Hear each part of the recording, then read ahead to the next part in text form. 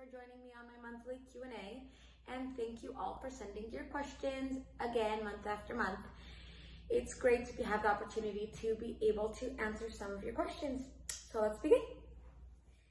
So the first question is always, how is the market? So let's just talk about how the market typically is during this time of year. Because a lot of sellers are kind of hesitant to put their house on the market right now because either they're out of town or they don't want to be showing the house or packing during the holidays.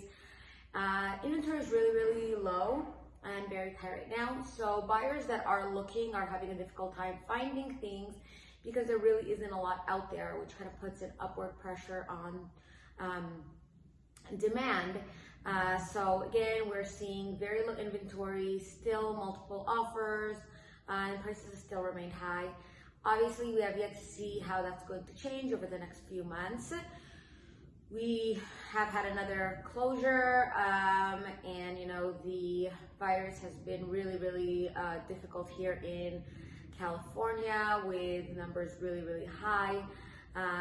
So praying for health for everyone, and I guess we will still have to wait to see the effects of that on the market in the next few months. So the second question is, what is included in the sale of a property? So the general rule of thumb on this one is that anything that is fixed or attached to the property comes with the property, and anything that is not is usually not included in the sale. So for example, if you have a chandelier that is attached to the ceiling, or if you have a cabinet that's attached to the wall, those usually come with the property. However, things such as furniture, which are not attached to the property, are usually taken or removed by the seller prior to the close of escrow.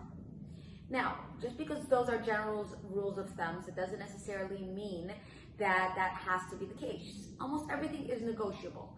So for example, if the seller really has some sort of sentimental value towards the chandelier that they purchased, or they spend a lot of money on it and they really want to take it with them to their next property, they have every right to exclude it from the sale and let you know beforehand that they are not selling that with the property, and then it will not come with the property. Same goes for furniture. Just because it's typically not included in the sale, if you see an item that you really like, you can ask for it.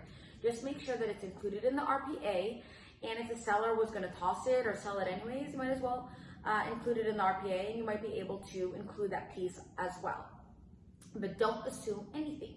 Anything that you want or you would want to make sure that is included in the sale, put it in the offer. Things such as cameras, receivers, ring systems, all of those things, sometimes they're attached to the property, sometimes they're hardwired into the property, and sometimes they're not. So just make sure you include it. It's better to be safe than sorry, to make sure you know exactly what you're getting when you purchase the property. You also have things such as appliances. A lot of buyers just assume that if there's a refrigerator on the property, it comes with the property, and that's not the case. In fact, there's a special section on the RPA that needs to be checked off if you do want or expect the appliances to come with the property. So refrigerators, washers and dryers, all of those things need to be included in the RPA. Now, if a house doesn't have a refrigerator to begin with or a washer and dryer to begin with, it's really safe to assume that it won't come with one. But again, you're always welcome to ask for it. The worst that can happen is that the seller says no. But everything should be addressed beforehand so that you don't go into a certain purchase assuming that something comes with the property when it really doesn't. Make sure your realtor goes through everything that you want or need or expect out of the property before you write the offer, because it's really much more difficult to negotiate it after you're already in escrow, and even more so when you're just about to close and you realize that they've taken out almost everything that you thought was coming with the property. Another thing that I really want to know is that oftentimes, actually mostly, there's a section in the RPA that allows the buyer to request a home warranty from the seller. And usually a home warranty will come with the property if you ask for it. Now, what a home warranty basically is that it's paid for 1 full year. And what that allows you to do is that if you're moving into the property and something goes bad within the first year, so such as a clogged toilet or something happens with the AC system that was previously working, you can just call the home warranty up, and usually, depending on the home warranty company, they will come out and fix it for you for a service fee, rather than you having to deal with this whole mess and calling an electrician or a plumber on your own. And you can extend that home warranty after the first year, but the sellers usually pay for it for the first year. So it's a nice little bonus knowing that for at least for the first year, you will be covered in a lot of the aspects that go wrong with the house. Now, you want to make sure that the home warranty is upgraded, and you want to make sure that everything that you want to be included is included, such as appliances or air conditioning.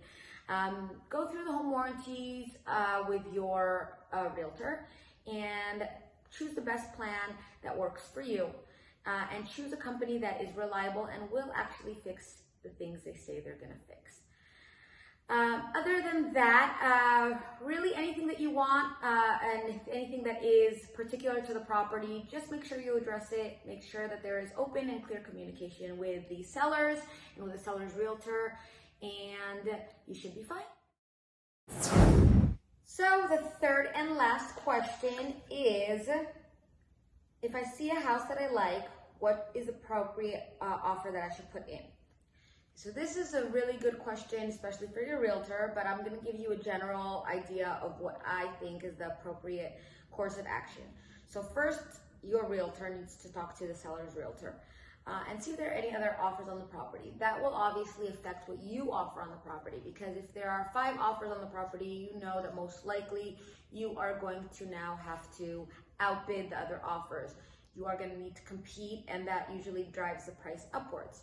And so we see obviously a lot in the recent times that you have to pay more than what is actually being asked of the property, because now that there are other buyers on the table, most likely they're going to be offering the same, if not more than you. And so you need to come in at a higher price in order to make your offer more attractive. Other things that make your offer attractive are obviously the terms. So the more of a down payment you put, the shorter contingencies, if you can get your inspections done really early, if you can waive your loan or appraisal, if you're coming in all cash, even better. But more often than not, a lot has to do with the price. So you have to see kind of where the other offers are coming in, and that is a job really for your realtor to try to get as much information as possible from the seller's realtor. Another thing that I think is really important, if there aren't any offers on the property, and let's assume that there aren't any offers on the property, then yes, that does leave you some room for negotiation, but it really depends how long the house has been on the market. If the house was just put on the market and there aren't any other offers, and it's a really desirable property, that is an indication that there may be other offers coming in. So I would come in strong. I wouldn't try to lowball them, because it's a brand new property and they might as well just wait for other offers to come in if you do come in way too low. However, if the house has been on the market for 3 months and haven't had any other offers at all, that's probably an indication that it's priced a little bit too high. And at that point, I think that does leave you some room for negotiation. I would definitely have your realtor run comps and see what the appropriate price is for that house. If you see that it is priced too high, then come in somewhere where you feel comfortable and somewhere that is more in line with the comps. At the end of the day, it's the seller's choice whether they want to accept your offer or not. So just because you think that that's a reasonable offer, that doesn't mean the seller will accept it, even if they don't have any other offers.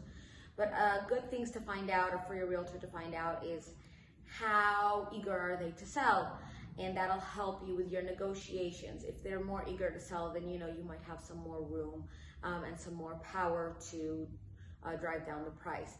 If they don't have a mortgage on the property and they're not really desperate or eager to sell, they might want to wait around until they get something that makes sense for them, or not sell at all.